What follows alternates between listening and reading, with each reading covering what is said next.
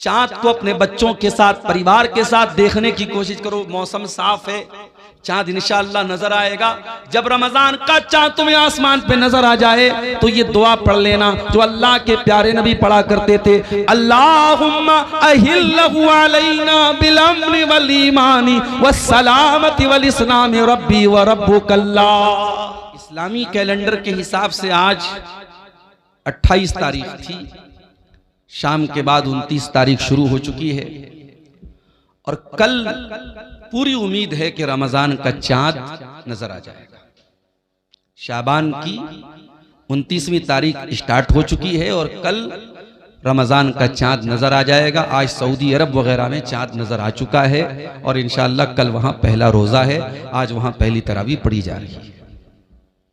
रमजान का महीना बाकी महीनों की तरह नहीं है, ये एक स्पेशल महीना है, खास महीना है। ये महीना अल्लाह ताला की तरफ से एक बहुत बड़ा गिफ्ट है, एक बहुत बड़ा तोहफा है। और ये महीना हमें और आपको अल्लाह ताला ने साल में एक मर्तबा दिया है ताकि अगर हमारे अंदर कहीं भी ईमान की कोई हल्की सी भी निशानी है, ईमान की कोई हल्की सी भी अलामत है तो वो जिंदा हो जाए और हमारा ईमान दोबारा से चार्ज हो जाए और हम दोबारा अल्लाह के करीब आ जाए। साल के 11 महीने अल्लाह ताला ने शैतान को खुली छूट दी है, जिसको चाहे बहका सकता है, जिसको चाहे फुसला सकता है। साल के 11 महीने अगर हम कोई गलत काम करते तो हम ये कह सकते हैं कि शैतान ने बहका दिया, शैतान ने फिसला दिया। मगर जब रमजान का महीना आता, अल्लाह के नबी फरमाते हैं इज़ा जा रमजान, जब रमजान का महीना आता है फुतिहत अबवाबुस समा, तो आसमान के तमाम दरवाजे खोल दिए जाते हैं। क्या मतलब? इसका मतलब यह हुआ कि जब हम अल्लाह की बारगाह में दुआ के लिए हाथ उठाते हैं तो आसमान के सारे दरवाजे खोल दिए जाते हैं। हमारी दुआओं की कबूलियत में अब कोई रुकावट नहीं है। अगर सच्चे दिल से हम कोई दुआ करेंगे अल्लाह ताला हमारी दुआ को जरूर कबूल करेगा। फुतिहत अबवाबुस समा, आसमान के सारे दरवाजे खोल दिए जाते हैं। वगुल्लिकत अबवाबुल जहीम, और जहन्नम के तमाम दरवाजे बंद कर दिए जाते हैं। वसुफ्फिदतिश शयातीन, और एक महीने के लिए शैतान को जेल में डाल दिया जाता है, शैतान को कैद कर दिया जाता है। एक महीने के लिए शैतान को नो एंट्री जोन में डाल दिया जाता है। शैतान को बहकाने की इजाजत नहीं है, शैतान को फुसलाने की इजाजत नहीं है। एक महीना तक आप शैतान से सेफ हो चुके हैं। अब अगर इस एक महीने में भी आप कोई गुनाह का काम कर रहे हैं, इस एक महीने में आप रोजा फर्ज होने के बावजूद रोजा नहीं रख रहे हैं, इस एक महीने में के अंदर भी आप शराब पी रहे हैं, इस एक महीने के अंदर भी जिना हो रहा है, इस एक महीने के अंदर भी लड़कियां बेपर्दा घूम रही हैं, इस एक महीने के अंदर झूठ बोला जा रहा है, इस एक महीने के अंदर कारोबार में बेईमानी हो रही है, इसका मतलब कि शैतान का कोई दोष नहीं है, हम खुद दोषी हैं। हम खुद शैतान बन चुके हैं और शैतान हमको इतना ट्रेंड कर चुका है, इतना पक्का कर चुका है कि अब एक महीने के लिए शैतान तो मौजूद नहीं है, शैतान तो कैद में है, लेकिन हम फिर भी बुराई से नहीं बच रहे हैं। इसका मतलब कि शैतान को दोष देना बेकार है, हम खुद शैतान बन चुके हैं। ये एक महीना समझिए कि हमारे लिए अल्लाह ताला की तरफ से हुज्जत कायम कर देता है कि ऐ मेरे बंदे, अब तू बता तेरे पास बहाना क्या है, तेरे पास एक्सक्यूज क्या है। शैतान तो कैद हो चुका है मेरे साथी। यही नहीं मेरे प्यारे साथी, इस रमजान के महीने में एक रात है। कौन सी रात है? आइए कुरान का 30वां पारा खोलते हैं। इन्ना अंज़लनाहु फी लैलतिल क़द्र, ऐ मेरे बंदो हमने कुरान को लैलतुल क़द्र में उतारा है। वमा अदराका मा लैलतुल क़द्री, और तुम क्या जानो कि लैलतुल क़द्र क्या है। लैलतुल क़द्री खैरुम मिन अल्फि शहर, और ये लैलतुल क़द्र 1000 महीने से बेहतर है। 1000 महीने के बराबर नहीं कहा, 1000 महीने से बेहतर है। कितनी बेहतर अल्लाह जानता है। 1000 महीने में 1000 महीने में आप अगर गौर करें कितने साल होते हैं, कैलकुलेटर पे अगर आप कैलकुलेट करेंगे 1000 को 12 से अगर आप भाग देंगे तो लगभग 84 साढ़े 84 आता है। यानी अगर आपने लैलतुल कद्र को पा लिया, आपने शबे कद्र को पा लिया और उसमें आपने तहज्जुद पढ़ लिया, उसमें आपने तिलावत कर ली, उसमें आपने अल्लाह का जिक्र कर लिया, उसमें आपने अल्लाह की राह में दान दे दिया, उसमें आपने अल्लाह ताला की बारगाह में आंसू बहा दिए, उस एक रात में आपने जो भी इबादत की है वो इबादत 84 साल से भी ज्यादा बेहतर है। 84 साल नेकी करने का जो सवाब है वो एक रात में, और रात कब शुरू होती है? मगरिब के बाद से लेकर के फजर तक रहती है, यानी मैक्सिमम 12 घंटे। 12 घंटे की वो रात है। 12 घंटे के अंदर आपको अल्लाह ताला ने ऐसी रात दे दी है कि आप उसमें अगर कोई नेकी करेंगे तो आपको 84 साल से भी ज्यादा का सवाब मिलेगा। वो मुबारक रात इसी रमजान में आती है मेरे प्यारे साथियों। और वो कब आती है? वो उस रमजान के आखिरी अशरे में आती है। इसीलिए अल्लाह के प्यारे नबी फरमाते हैं, तहर्रू लैलतल क़द्र फिल अशरिल अवाखिर मिन रमजान। ओ लोगो, तुम रमजान के आखिरी अशरे में लैलतुल क़द्र को तलाश किया। और इसीलिए जब रमजान का आखिरी अशरा आता था, जब आखिरी 10 दिन आते थे, अम्मा आयशा फरमाती हैं अल्लाह के प्यारे नबी पूरी रात जागा करते थे, पूरी रात जागा करते थे और अपनी बीवियों को भी जगाया करते थे और कमर कस लेते थे। कमर कस लेने का मतलब ये कि एक्टिव हो जाते थे। आखिरी अशरे में अल्लाह के नबी इबादत के मामले में कोई नरमी नहीं बरतते थे। हमारे यहाँ उल्टा मामला है। हमारे आखिरी अशरे में लोग मार्केट में ज्यादा नजर आते हैं, बाजार ज्यादा जाते हैं, कोई दर्जी के यहाँ दौड़ रहा है, कोई चप्पल वाले के यहाँ दौड़ रहा है, औरतें अपना कपड़ा लेने के लिए दौड़ रही हैं। आखिरी अशरा हमारे यहाँ ईद की शॉपिंग के लिए माना जाता है। मेरे प्यारे साथियों, आखिरी अशरा जिसमें एक रात कोई लैलतुल कद्र की रात है, उस रात में अल्लाह के नबी रात भर जागा करते थे। मेरे भाइयों, वो रमजान का महीना इंशाअल्लाह कल से शुरू होने वाला है। वो रमजान एक बहुत बड़े मेहमान की शक्ल में हमारे पास आने वाला है। जरा दिल पे हाथ रख के बताओ कि उस मेहमान के लिए आपके दिल में क्या एक्साइटमेंट है। अगर आपको ये लगता है रमजान आएगा, अच्छे अच्छे पकवान हमारे घर में बनेंगे, हम सहरी में ये बनाएंगे, हम इफ्तार में ये बनाएंगे, आपके ज़हन में अगर रमजान के नाम पे सिर्फ खाना पीना ही आ रहा है तो आपने रमजान का मकसद नहीं समझा, आपने रमजान का मतलब नहीं समझा। जब रमजान का महीना आता था, अल्लाह के नबी खुश हो जाया करते थे और अपने सहाबा को खुशखबरी दिया करते थे। आप फरमाते थे, अताकुम रमजान, ऐ मेरे सहाबा रमजान का महीना आ चुका है, शहरुन मुबारकुन, बरकत का महीना आ चुका है। ऐ मेरे सहाबा, वो महीना आ चुका है जिस महीने में आसमान के दरवाजे खोल दिए जाते हैं, जिस महीने में जहन्नम के दरवाजे बंद कर दिए जाते हैं, जिस महीने में शयातीन को कैद कर दिया जाता है। उसी रमजान में जैसे ही चांद नजर आएगा, हुक्म दिया गया चांद को देखा करो। चांद को अपने बच्चों के साथ, परिवार के साथ देखने की कोशिश करो। मौसम साफ है, चांद इंशाअल्लाह नजर आएगा।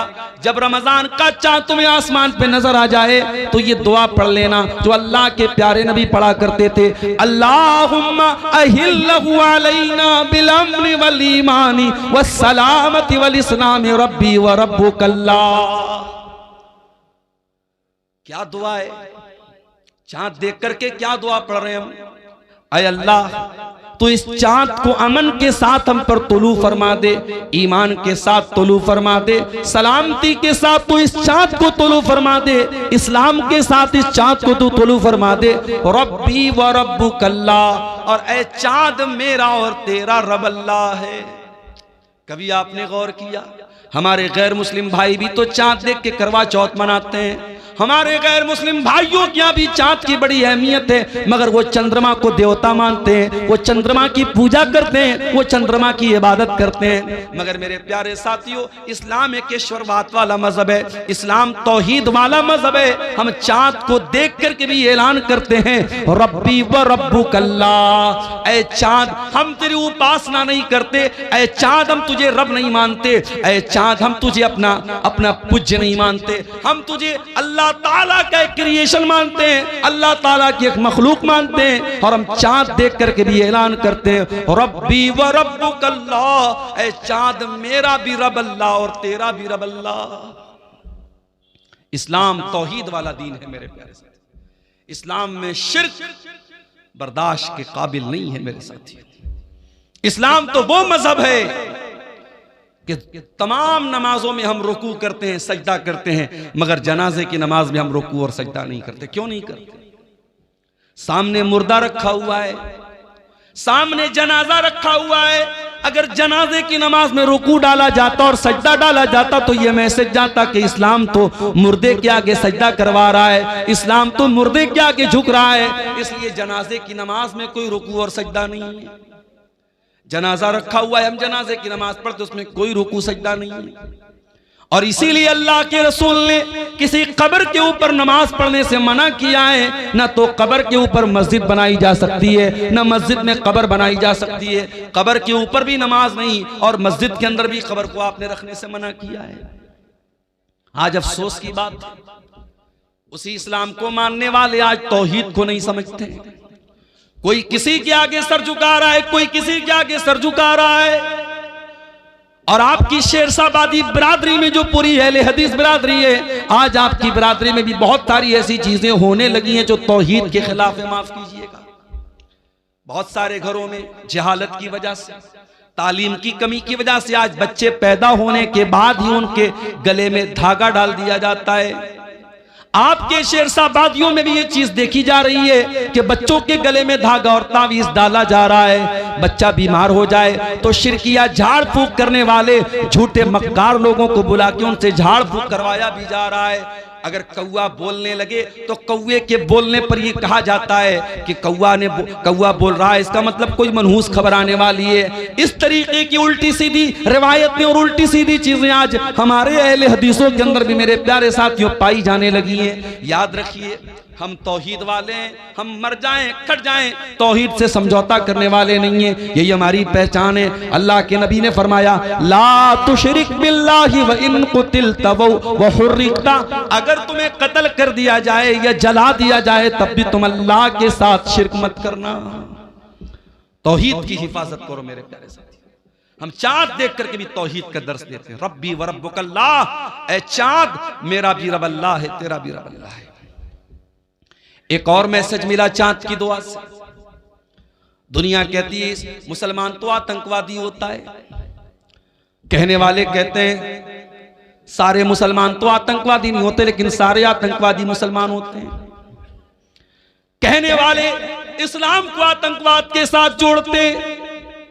ओ लोगों, इस्लाम आतंकवाद का धर्म कैसे हो सकता है? इस्लाम दहशतगर्दी का मजहब कैसे हो सकता है? इस्लाम तो चांद देख करके भी अमन और शांति की दुआ सिखा रहा है। हम चांद देख करके भी क्या दुआ कर रहे हैं? हम ये दुआ नहीं कर रहे हैं ऐ अल्लाह इस चांद को देखने के बाद तू सिर्फ हमको भलाई अता फरमा। हम कहते हैं अल्लाहुम्मा अहिल्लहु अलैना बिल अम्न वल ईमान वस सलामत वल इस्लाम। ऐ अल्लाह ये चांद जो रमजान का नजर आने वाला है, ऐ अल्लाह सारे विश्व के लिए, सारी दुनिया के लिए अमन और शांति का चांद बना दे। ऐ अल्लाह इस महीने को तो शांति वाला बना दे, इसमें किसी का खून न बहे, इसमें किसी की जान न जाए, इसमें किसी का माल न लूटे। ऐ अल्लाह इसको अमन और शांति का और पीस का और ऐ अल्लाह दुनिया के लिए सलामती का महीना बना दे। जो मुसलमान चांद देख करके भी अमन और शांति की दुआएं करता है, वो मीडिया वालों तुम्हें शर्म नहीं आती? उस इस्लाम को तुम आतंकवाद के साथ जोड़ते हो, उस मुसलमान को तुम आतंकवाद के साथ जोड़ते हो। हाँ, अगर कोई अपने आप को मुसलमान कहने वाला गलत काम करे तो उसके लिए इस्लाम कैसे जिम्मेदार हो सकता है? आज दूसरे मजहब के मानने वाले, आज अमेरिका में जो जेफरी एप्स्टीन की फाइल सामने आ रही है, वो कोई मुसलमान तो नहीं था, वो तो यहूदी था, लेकिन इतना गंदा आदमी था। 6 साल की बच्चियों के साथ रेप किया करता था, छोटी छोटी बच्चियों के साथ वो दरिंदगी किया करता था, उन्हें नोचा करता था, उनको तड़पाया करता था, यहाँ तक के छोटी छोटी बच्चियों को मशीन में डाल के कत्ल करके उनकी बोटी बना बना के खाया करता था। वो तो यहूदी था। तो क्या हम ये बोलेंगे कि उसके इस अमल की वजह से पूरी यहूदी कौम गलत मानी जाएगी? नहीं मेरे प्यारे साथियों, कुछ लोगों के गलत कामों की वजह से पूरा मजहब बदनाम नहीं किया जा सकता, पूरे दीन को ब्लेम नहीं किया जा सकता। इस्लाम कल भी अमन और शांति का प्रतीक था और आज भी अमन और शांति का प्रतीक है और कयामत की सुबह तक अमन और शांति का प्रतीक रहेगा। हम तो चांद देख करके भी अमन और शांति की दुआ करते हैं। चांद देखने के बाद दूसरा काम हम क्या करते हैं? इशा की नमाज पढ़ने के बाद तरावी की नमाज पढ़ते हैं। जैसे ही रमजान शुरू होता है ये बहस भी छिड़ जाती है, तरावी 8 रकात पढ़ी जाए कि 20 रकात पढ़ी जाए। कोई 8 को सही कहता है, कोई 20 को सही कहता है। लेकिन एक बात से कोई इनकार नहीं कर पाएगा कि अल्लाह के नबी ने जो 3 दिन तरावी पढ़ाई थी वो 8 ही रकात आपने पढ़ाई थी। कैसी आवाज है?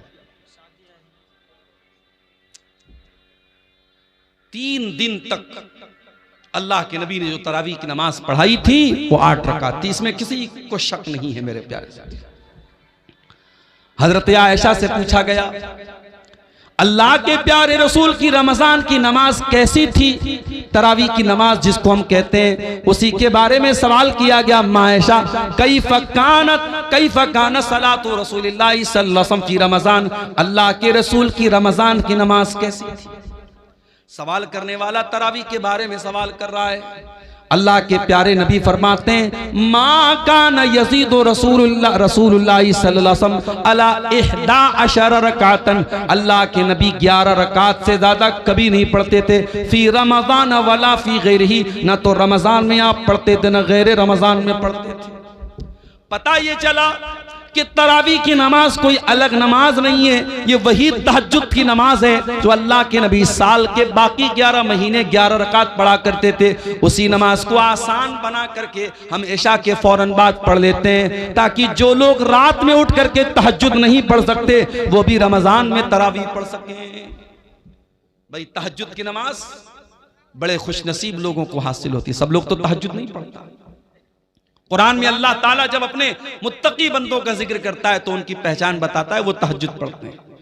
कहीं अल्लाह फरमाता है कानू कलीलन मिनल लैली मा यहजऊन, मेरे मुत्तकी बंदे रात को बहुत कम सोते हैं, वो रात में तहज्जुद की नमाज पढ़ते हैं। कहीं अल्लाह ने फरमाया ततजाफा जुनूबुहुम अनिल मजाज यदऊन रब्बहुम खौफन व तमा, मेरे मुत्तकी बंदे अपने बिस्तर से अलग होकर के अल्लाह की बारगाह में तहज्जुद पढ़ते हैं। यदऊन रब्बहुम खौफन व तमा, वो अपने रब से दुआएं करते हैं, कभी अल्लाह के अजाब से डरते हैं, कभी अल्लाह की रहमत की उम्मीद रखते हैं। व मिम्मा रज़क़नाहुम युनफिकून, और तहज्जुद पढ़ने के बाद अल्लाह की राह में सदका खैरात करते हैं। वही तहज्जुद की नमाज रमजान में तरावी के नाम से पढ़ी जाती है और अल्लाह के नबी ने इसको 11 रकात ही पढ़ा है। मेरे प्यारे साथियों, हमें और आपको भी चाहिए कि हम तरावी पढ़ें, लेकिन हाँ एक बात याद रखिए, तरावी की नमाज को आज हमारे यहाँ एक हवा बना दिया गया, बहुत मुश्किल बना दिया गया। नहीं, तरावी को आप बहुत मुश्किल मत बनाइए मेरे प्यारे साथियों। अगर हमारे नौजवानों का स्टेमिना बहुत कमजोर हो चुका है और वो बेचारे बहुत लंबी तरावी नहीं पढ़ पा रहे, तो ठीक है, आप हल्की ही तरावी पढ़ाइए। हल्की से मुराद ये है कि अगर एक पारा पूरा अगर इमाम पढ़ रहा है और एक पारे में सारे लोग शामिल हो सकते हैं तो एक पारा पढ़ाया जाए। अगर एक पारा भी लोग नहीं पढ़ पा रहे तो एक पारे से भी कम पढ़ा जा सकता है, लेकिन कोशिश ये कीजिए कि तरावी की नमाज पूरे महीने पढ़ी जाए। जो ये तरीका हमारे यहाँ चला है कि 3 दिन तरावी पढ़ते हैं, 5 दिन तरावी पढ़ते हैं, उसके बाद मस्जिदों में सन्नाटा छा जाता है, ये तरीका गलत है और किसी भी हदीस से ये तरीका साबित नहीं है कि सिर्फ 3 दिन तरावी पढ़ी जाए। अल्लाह के नबी फरमाते हैं मन काम रमजान ईमानन व इहतिसाबन, जो रमजान में क़ियामुल लैल करता है, जो रमजान में तरावी की नमाज पढ़ता है ईमान के साथ और सवाब की नीयत के साथ, ये 2 चीजें बहुत जरूरी हैं। तरावी की नमाज का मकसद दिखावा नहीं होना चाहिए, तरावी की नमाज का मकसद ये बताना नहीं होना चाहिए कि मैं बहुत बड़ा नेक इंसान हूं। तरावी का 2 मकसद होना चाहिए, ईमान व इहतिसाबन, ईमान के साथ और सवाब की नीयत के साथ जो तरावी की नमाज पढ़ेगा, अल्लाह के नबी फरमाते हैं गुफिर लहू मा तक़द्दम मिन ज़ंबिही, उसके पिछले तमाम के तमाम गुनाह माफ हो जाएंगे। और ये भी याद रखिए, अभी आज एक फोन मेरे पास आया, मौलाना मैं एक जगह ड्यूटी कर रहा हूं, 12 बजे रात तक मेरी ड्यूटी है।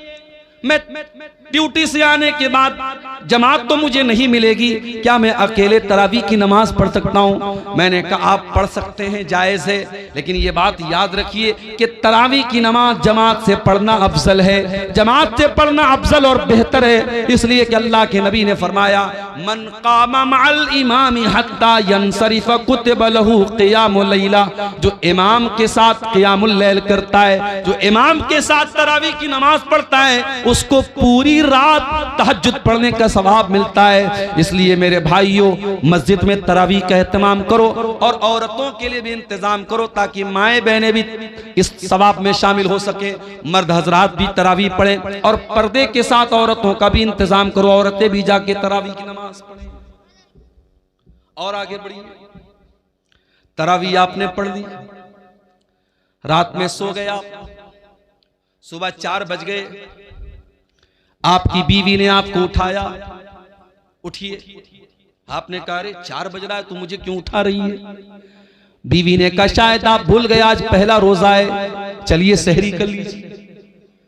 आप उठे, ब्रश किया आपने, मुंह धोया आपने, दस्तरखान पे बैठ के बीवी ने जो सहरी में बनाया था वो सहरी आप खाने लगे।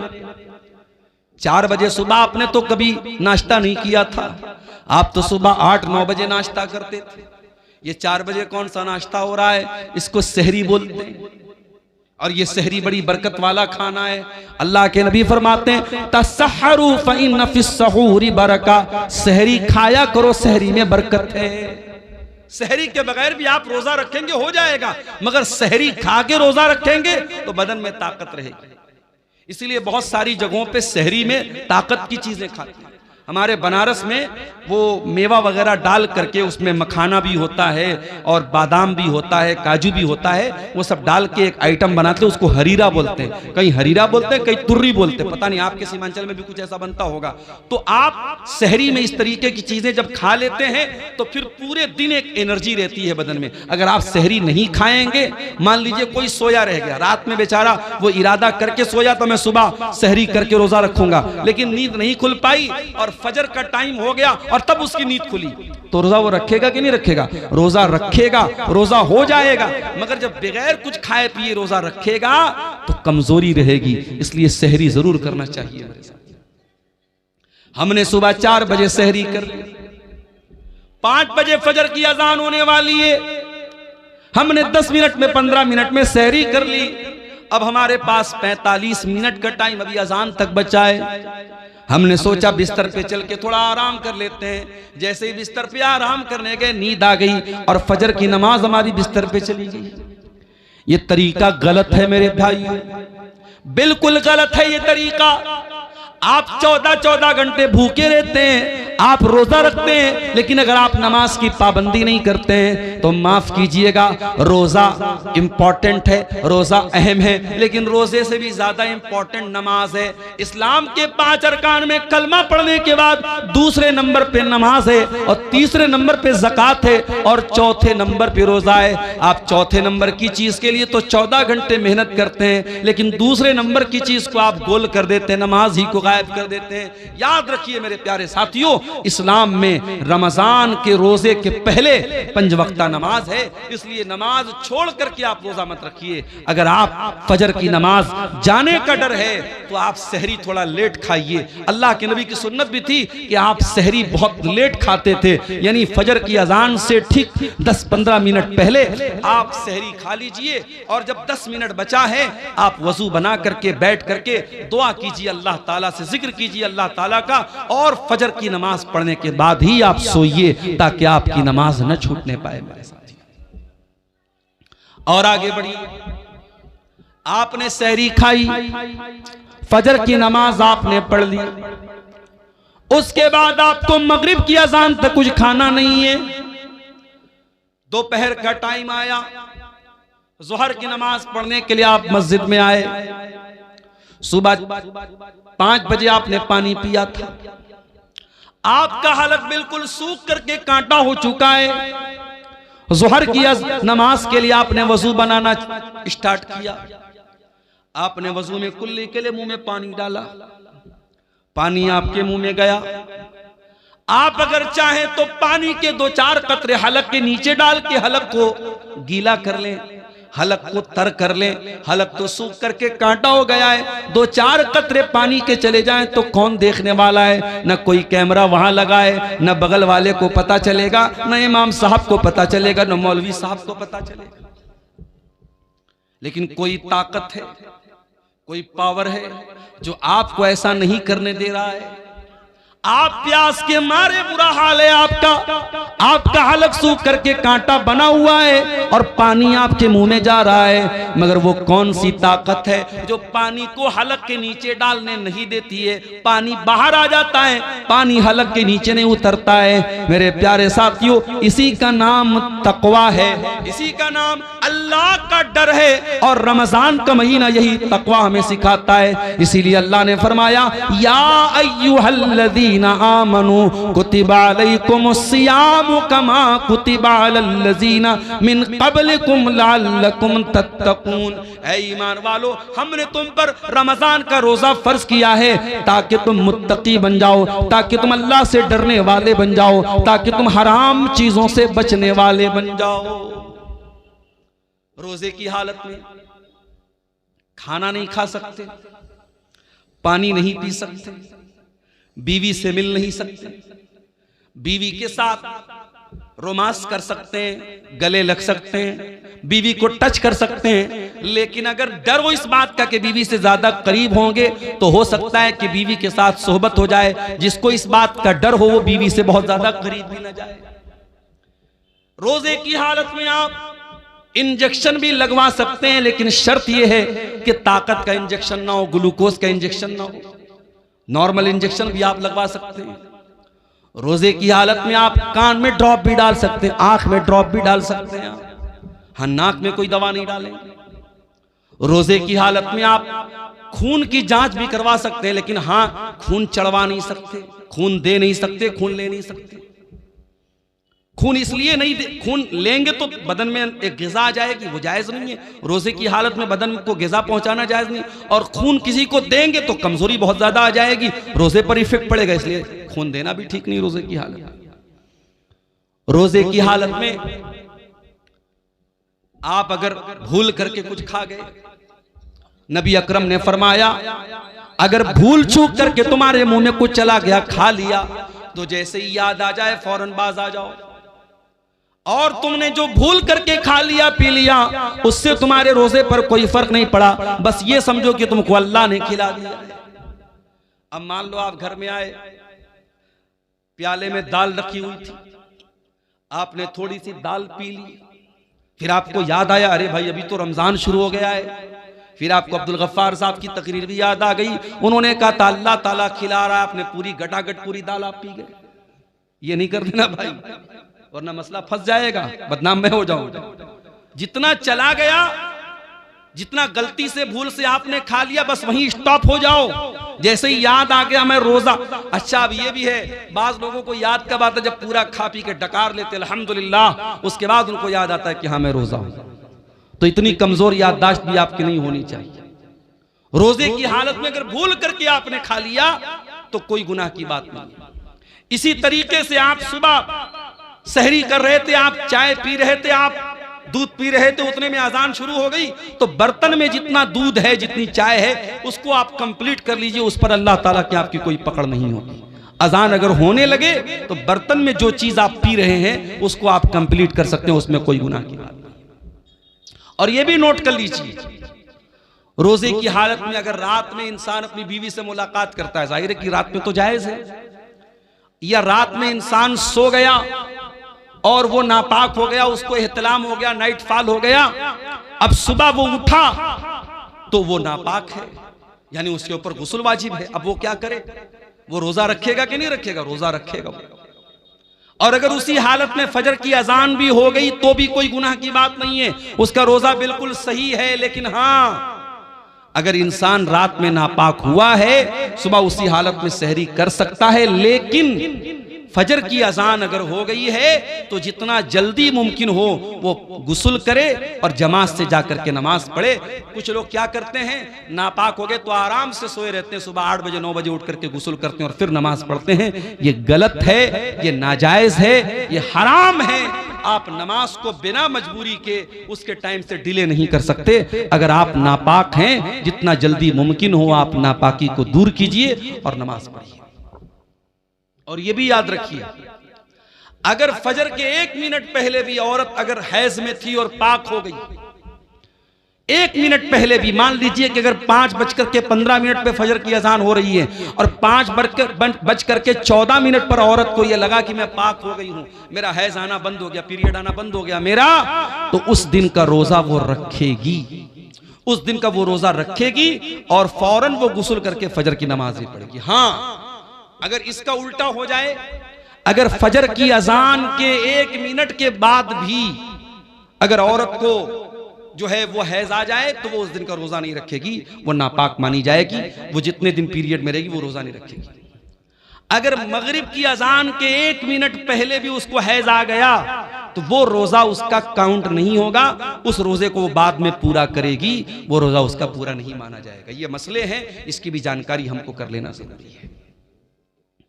शाम का टाइम आया, आपने बीवी आपकी कमरे में आती है, वही बीवी जो आपके लिए सर से पैर तक हलाल है। आपने रोजे की हालत में अपने आप को कंट्रोल किया है, बीवी के करीब नहीं जा रहे। आपको बहुत तेज भूख लगी, आपके घर में खाने पीने के बहुत सारे आइटम रखे हुए, लेकिन आप उन चीजों को नहीं खा रहे। आपको प्यास लगी, आप कोई चीज पी नहीं रहे। ये रोजा हलाल चीजों को आपसे छुड़वा रहा है। खाना हलाल है लेकिन आप खाना नहीं खा रहे, पानी हलाल है लेकिन पानी नहीं पी रहे, बीवी हलाल है लेकिन बीवी के करीब नहीं जा रहे। मेरे प्यारे साथियों, ये रोजा हमें ये सबक दे रहा है, ऐ रोजा रखने वाले, अगर तू अल्लाह के हुक्म पर हलाल चीजों को छोड़ सकता है तो तू हराम को भी छोड़ सकता है, और अगर तू हलाल को छोड़ता है और हराम को नहीं छोड़ता है तो फिर तेरे रोजा रखने का कोई मतलब नहीं है। कुछ लोग क्या करते हैं, दिन भर तो रोजा रखते हैं और मगरिब की जैसे ही अजान होती है, इफ्तार करने के बाद पहले सिगरेट का धुआं निकालते हैं, पहले बीड़ी का धुआं निकालते हैं। अरे अल्लाह के बंदे, अगर तुझे सिगरेट इतनी प्यारी है और बीड़ी इतनी प्यारी है कि तू मगरिब की अजान का वेट कर रहा था, तो इससे तो बेहतर था तू रोजा ही ना रखता, तू रोजा ही ना रखता। तू अल्लाह के लिए हलाल चीजों को छोड़ने को तैयार है तो तू हराम को नहीं छोड़ सकता। मेरे प्यारे साथियों, रमजान हमें चेंज करने के लिए आया है, रमजान हमारे अंदर परिवर्तन लाने के लिए आया है। रमजान ने हमारे सोने का, खाने का, पीने का टाइम चेंज कर दिया है। जो रमजान हमारे खाने पीने सोने का टाइम चेंज कर सकता है, वो रमजान हमारी बुरी आदतों को भी चेंज कर सकता है। वो बीड़ी पीने वालों, वो सिगरेट पीने वालों, वो शराब पीने वालों, मोबाइल पर गंदी चीजें देखने वालों, वो बेपर्दा रहने वाली लड़कियों, वो गलत ताल्लुकात में फंसने वाले नौजवानों, अगर अपनी गंदी आदतों से पीछा छुड़ाना है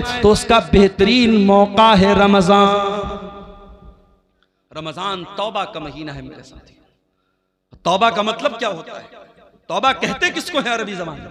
तौबा का मतलब होता है यू टर्न ले लेना। आप गाड़ी लेके जा रहे हैं, आपको वापस दोबारा उसी रास्ते पर वापस होना है, आप गाड़ी को दोबारा घुमाएंगे, यू टर्न लेंगे, इसको तौबा कहते हैं। इसका मतलब यह हुआ कि जब इंसान सही रास्ते से भटक जाए तो वो तौबा करे ताकि दोबारा सही रास्ते पर आ जाए। मेरे प्यारे साथियों, अगर आपको तौबा करना है, अल्लाह के रास्ते पे वापस आना है, तो रमजान उसके लिए बेहतरीन मौका है। अल्लाह से सच्ची तौबा कीजिए मेरे साथियों।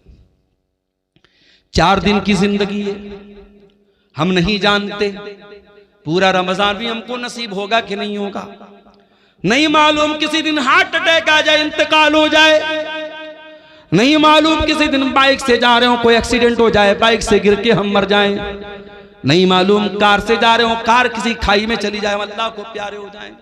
हमें तो ये भी नहीं मालूम कि कब मरेंगे, कहां मरेंगे। 5 चीजों का इल्म तो सिर्फ अल्लाह ताला के पास है।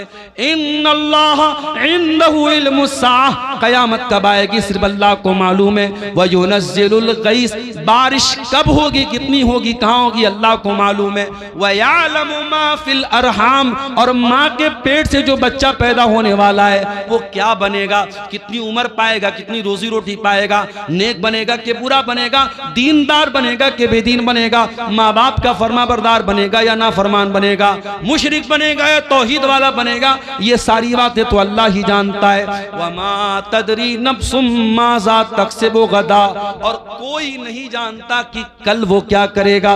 वमा तदरी नफ्सुम बिअय्यि अर्दिन तमूत, और कोई नहीं जानता कि वो कहां मरेगा, कब मरेगा छोड़ दो, कहां मरेगा इसकी भी कोई गारंटी नहीं। कितने इसे बिहार के लोग हैं, चंदा करने जाते हैं बेंगलोर, चंदा करने जाते हैं कर्नाटक, और वहीं किसी हादसे में इंतकाल हो जाता है। इसी कटिहार में घसिया घाट नाम का एक इलाका है, वहाँ एक मौलाना कारी अब्दुल बासित नाम के थे, बहुत अच्छे मेरे ताल्लुकात थे, उनके मदरसे में कई बार जलसे में गया। बेचारे तमिलनाडु के इलाके में चंदा करने गए थे, ट्रेन पर चढ़ रहे थे, अचानक ट्रेन से गिर गए और वहीं ऑन द स्पॉट उनका इंतकाल हो गया। मेरे प्यारे साथियों, हम तो ये भी नहीं जानते कि पूरा रमजान हमको नसीब होगा कि नहीं होगा, हम कहाँ मरेंगे और किस हाल में मरेंगे। मेरे प्यारे साथियों, कोशिश करो कि ये रमजान का महीना तौबा का महीना बन जाए, हमारे अंदर सुधार का महीना बन जाए, हमारे अंदर चेंजिंग का महीना बन जाए, अपनी बुरी आदतों को कंट्रोल करने वाला महीना बना लो रमजान। शाम हो गई, इफ्तार का टाइम हो गया, मान लीजिए 6 बजे मगरिब की अजान है। कोशिश ये करो कि 5:30 बजे अपने घर में आ जाओ, जितना इफ्तारी का सामान लेना है पहले ही लेके आ जाओ, आधा घंटे पहले ही आ जाओ घर में, दस्तरखान बिछा लो, बच्चों और परिवार को साथ में ले लो और अल्लाह की बारगाह में दुआ करो। मेरे प्यारे साथियों, रोजे की हालत में अल्लाह ताला दुआ जल्दी कबूल करता है। रोजे का दुआ के साथ बड़ा गहरा कनेक्शन है और इसीलिए अल्लाह ताला ने कुरान में जहां रमजान का जिक्र किया है, जहां रोजे का जिक्र किया है, वहीं अल्लाह ने फरमाया वइज़ा सअलका इबादी अन्नी फइन्नी करीब। ऐ मेरे नबी, जब मेरे बंदे आपसे मेरे बारे में सवाल करें कि अल्लाह कहाँ है, तो ऐ नबी उनको बता दीजिए कि अल्लाह ताला बहुत करीब है। उजीबु दावत दाई इज़ा दान, और जब भी कोई दुआ करने वाला अल्लाह को पुकारता है, अल्लाह जरूर उसकी दुआ को सुनता है। शर्त यह है फलयस्तजीबू ली वलयुमिनु बी, कि वह अल्लाह की बात माने और अल्लाह पर ईमान रखे। अगर वाकई में हम अल्लाह की बात माने तो जरूर अल्लाह हमारी दुआ सुनेगा, मगर हम अल्लाह की बात मानते कहाँ हैं? हम तो गुनाहों की दुनिया में लथपथ रहते हैं, हराम कमाई खाते हैं, सूद ब्याज खाते हैं, हराम काम करते और उसके बाद हम कहते हैं अल्लाह हमारी दुआओं को नहीं सुनता। अल्लाह ने हम पर जालिमों को मुसल्लत कर दिया है, फला जालिम है, फला जालिम। अरे सबसे बड़े जालिम हम हैं। दूसरों को जालिम कहने से पहले अपने गिरबान में झांके हमने अपने ऊपर कितना जुल्म किया है। इसलिए मेरे प्यारे साथियों, रमजान में दुआ करो, और दुआ करना है तो जरा नबियों से सीखो कि दुआ कैसे की जाती है। आदम अलैहिस्सलाम से गलती हो तो क्या दुआ की उन्होंने, और रब्बना ज़लमना अनफुसना व इल्लम तगफिर लना व तरहमना लनकूनन्न मिनल खासिरीन। ऐ परवरदिगार, हमने अपनी जानों पर जुल्म किया है और अगर तूने नहीं बख्शा और तूने रहम न किया, ऐ अल्लाह हमसे ज्यादा खसारा उठाने वाला कोई न होगा। यूनुस अलैहिस्सलाम को देखो, मछली के पेट में, जहां दुनिया का कोई नेटवर्क काम नहीं करता, वहां क्या दुआ कर रहे हैं, फनादा फिज़्ज़ुलुमाति अल्ला इलाहा इल्ला अंता सुब्हानका इन्नी कुन्तु मिनज़ ज़ालिमीन। यूनुस अलैहिस्सलाम ने तीन अंधेरों में, समंदर का अंधेरा था, पानी का, समंदर का अंधेरा था, रात का अंधेरा था और मछली के पेट का अंधेरा था, तीन अंधेरों में उन्होंने अल्लाह को पुकारा। और क्या पुकारा, ला इलाहा इल्ला अंता सुब्हानका इन्नी कुन्तु मिनज़ ज़ालिमीन। ऐ अल्लाह तू पाक है, ऐ अल्लाह तेरे सिवा मेरा कोई सहारा नहीं है, ऐ अल्लाह तू पाक है, इन्नी कुन्तु मिनज़ ज़ालिमीन। ऐ अल्लाह मैं जालिम हूँ, मेरी गलती है। दुआ मांगने का तरीका सीखो मेरे प्यारे साथियों नबियों से। इसीलिए अल्लाह के नबी फरमाते हैं, मछली वाले नबी की दुआ बहुत बेहतरीन दुआ है और मुसलमान जब भी किसी मुसीबत में ये दुआ करेगा, अल्लाह ताला जरूर उसकी दुआ को सुनेगा। इब्राहीम अलैहिस्सलाम को देखो, 85 साल की उम्र हो चुकी है, औलाद नहीं है, यहाँ तो 14-15 साल हो जाए और औलाद ना हो तो दुनिया वाले ताना मारने लगते हैं कि इसको तो औलाद नहीं हो रही है, और इंसान भी मायूस हो जाता है। यहाँ 85 साल की उम्र हो चुकी है, इब्राहिम अपने रब से मायूस नहीं है। क्या दुआ करते हैं? रब्बी हबली मिन लदुनका ज़ुर्रियतन तय्यबा इन्नका समीउद दुआ। ऐ अल्लाह तू मुझे पाक औलाद दे दे, ऐ अल्लाह तू दुआओं को सुनने वाला है। रब्बी हबली मिनस सालिहीन, ऐ अल्लाह मुझे नेक बेटा अता फरमा। अय्यूब अलैहिस्सलाम को देखो, बीमार है, पूरे बदन में जख्म है, पूरे बदन से खून बह रहा है, पूरे बदन में परेशानी है, और अय्यूब अलैहिस्सलाम दुआ कर रहे हैं। वह अय्यूबा इज़ नादा रब्बहू अन्नी मस्सनियद्दुर्रु व अंत अरहमुर राहिमीन। कहते अय अल्लाह मुझे ये बीमारी पहुंची है, अय अल्लाह मुझे ये तकलीफ पहुंची है, और अय अल्लाह सबसे बड़ा रहम करने वाला तू है, अगर तूने रहम न किया तो तेरा बंदा कहां जाएगा। मेरे प्यारे साथियों, रमजान को दुआ का महीना बना लो, खूब दुआएं करो, इफ्तार के टाइम दुआ करो, सहरी के टाइम दुआ करो, तरावी के बाद बैठ के दुआ करो, रात के सन्नाटे में दुआ करो, दिन के उजाले में दुआ करो। रमजान का दुआ के साथ बड़ा गहरा कनेक्शन है, बहुत गहरा ताल्लुक है। और हो सके एक किताब बता रहा हूं, मोबाइल पर भी वो किताब मिल जाएगी आपको, प्ले स्टोर में भी मिल जाएगी। किताब का नाम नोट कर लो, हिस्नुल मुस्लिम, अरब के एक आलिम की किताब है, बहुत अच्छी किताब है दुआओं की। छोटी छोटी दुआएं जो नबी की दुआएं हैं, नबी की सिखाई गई दुआओं को पढ़ा करो। नबी के अल्फाज में बड़ी बरकत है, नबी के अल्फाज बड़े जामे होते थे। अगर वो नहीं पढ़ सकते, अगर पढ़े लिखे नहीं हो, तो अपनी भाषा में, अपनी जबान में, तुम शेरशाबादी लैंग्वेज में, तुम बंगला जुबान में भी अल्लाह से दुआएं कर सकते हो। अल्लाह ताला हर जबान को समझता है, वो दिल की भाषाओं को जानता है, वो दिल की जबान को जानता है। हम जबान से कहें या न कहें, हमारा दिल जब तड़पता है, हमारा दिल जब रोता है, हमारे दिल की सदाओं को भी अल्लाह ताला सुन लेता है।